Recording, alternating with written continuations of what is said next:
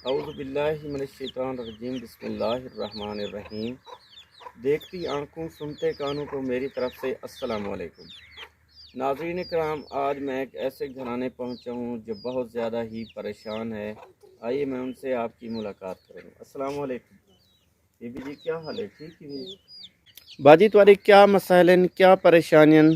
परेशानी ये है सर, घर दा अट्टा कहीं सौदे कहीं शाम थी गए निके निके बाल बैठे नहीं में भूखे बैठे हाल तक घर शाम थी गई यही लाग गए अट्टा घर का नहीं बाल निके निके सौदे इन्हें बैठे यही लाग गए भूखे बैठे इन्हें बैठे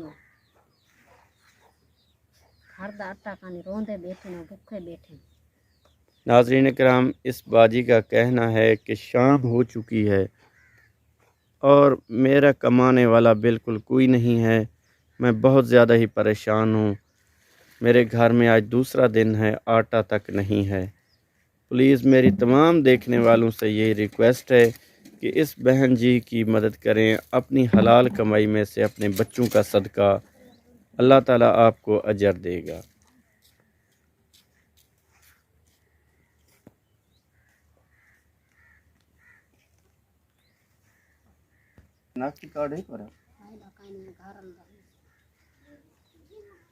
क्या नाम है बाजी तुम्हारा?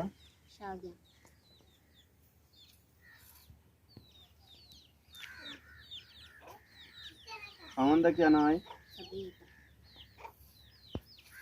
कितने बच्चे बाजी तुम्हारे? स्कूल पढ़ते फिर?